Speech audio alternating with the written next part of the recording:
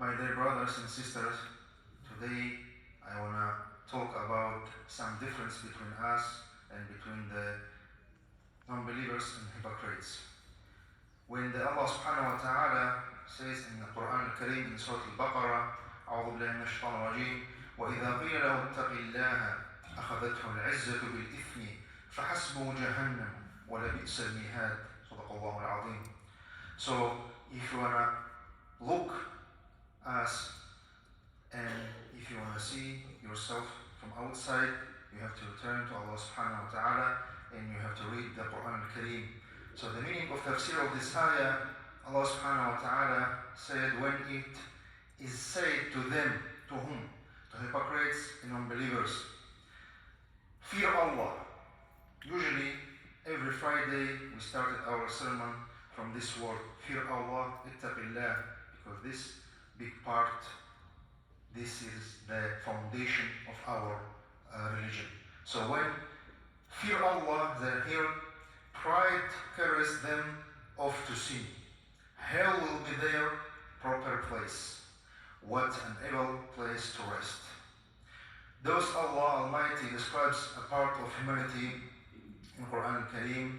If someone thinks they will simply go to hell without any trials, any exam, it's a big mistake. Because Allah subhanahu wa ta'ala will stop this group and any creations and will ask for every second from his life and any deeds from this dunya, inshallah. So we are all stand before the Allah subhanahu wa ta'ala in judgment day. And Allah subhanahu wa ta'ala talking about this group, and he said in Surah Al-Safat, أعوذ بالله من الشيطان الرجيم وقفوهم إنهم مسؤولون ما لكم لا تناصرون بل هم اليوم مستسلمون. Allah subhanahu wa ta'ala talking about this group and said, and detain them, whom? The hypocrites and unbelievers, for they must be questioned. So the question will come. Then they will be asked. So Allah subhanahu wa ta'ala will ask everyone. And what is the matter with you that you can no longer help each other? In fact, on that day, they will be fully submissive. So the unbelievers and hypocrites help each other today. But before Allah subhanahu wa ta'ala in judgment day, they can't. So Allah subhanahu wa ta'ala will ask everything from everyone. And Allah subhanahu wa ta'ala, when talking about us as believers, as mu'mins, we can take one ayah only from Quran al-Kareem, and this included everything about me, about you, and about all of us. When Allah subhanahu wa ta'ala said, أعوذ بالله من الشيطان الرجيم وأما الذين ابيضت وجوههم ففي رحمة الله هم فيها خالدون. So Allah subhanahu wa ta'ala said, and talking about the state, which state? So as for the bright-faced, they will be in Allah's mercy where they will remain forever. So forever and infinity. So the face are right because they followed the laws of Allah subhanahu wa ta'ala, obey Allah Almighty and fulfill them. This you can read in Surah Al-Imran, and you have to think. You have to think about. This is all those who understood the words of Allah Almighty from Surah Al-Dhariyat and clearly followed the essence of our existence.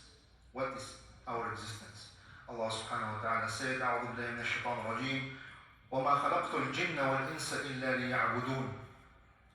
And meaning of this ayah, he said, Allah Almighty, I did not create jinn and humans except to worship me.